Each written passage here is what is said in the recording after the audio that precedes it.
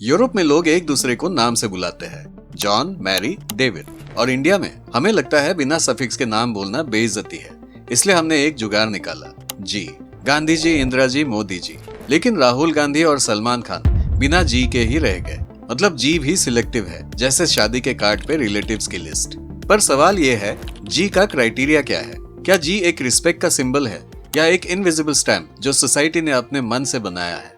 अगर आप किसी को जी बोल दो तो वो तुरंत बुजुर्ग या नेता बन जाता है, और अगर नहीं बोला तो बस आम आदमी, बिल्कुल 5G नेटवर्क की तरह, कभी फुल स्पीड दबंग, कभी एकदम नो सिग्नल। जैसे हम कहते हैं गांधी जी के प्रिंसिपल्स फॉलो करो, पर कभी सुना है कि किसी ने कहा खान जी की मूवीज देखो? नहीं, क्योंकि उस वक्त लगता है सलमान खान सडनली एक योगी बन गए हो जो हिमालय में मेडिटेट कर रहे हैं। लेकिन सबसे बड़ी कंफ्यूजन ये है कि हम जी कब यूज करें।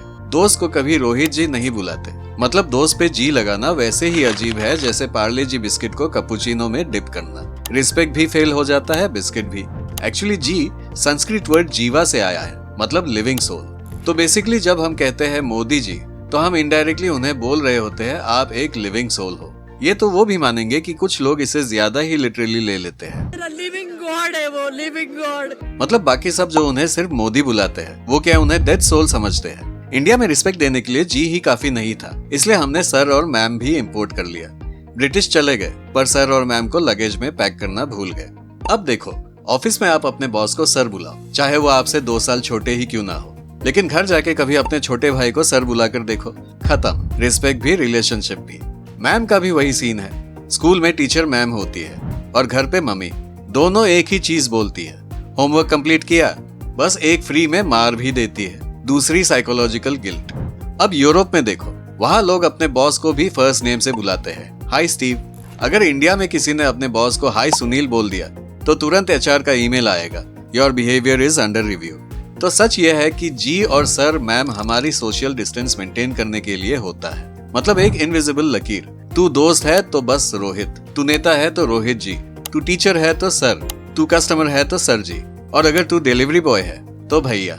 इसका मतलब इंडिया में रिस्पेक्ट एक स्लाइडिंग स्केल पे चलता है। दोस्त इक्वल्स टू नाम, बुजुर्ग equals to ji, boss equals to sir और मैम। तो बताए कौन से सेलिब्रिटी को रिस्पेक्ट से लोग भाई कहते हैं? और बीच में कंफ्यूज हो जाते हैं हम ऑडियंस, जो बस पार्ले जी खाते हुए सोच रहे होते हैं कि आखिर जी लगाना है या नहीं। तो अगली बार जब आप किसी को जी, सर, मैम या भैया बुलाए, याद रखिए ये सिर्फ एक शब्द नहीं है। किसी के लिए ये एक जुगाड़ है तो किसी के लिए रिस्पेक्ट। यूरोप में लोग सिंपल है, इंडिया में थोड़ा ज्यादा क्रिएटिव, क्योंकि हमारे लिए नाम के साथ एक टाइटल भी फ्री में देना जरूरी है, वरना रिस्पेक्ट का भी GST लग जाएगा।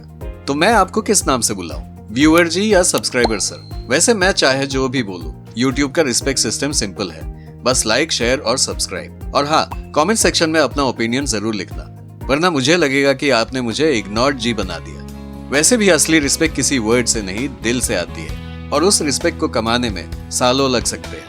तो चलो कुछ ऐसा करें कि हम भी रिस्पेक्टेड बन जाए, ना कि confused. And so I wake in the morning and I step outside.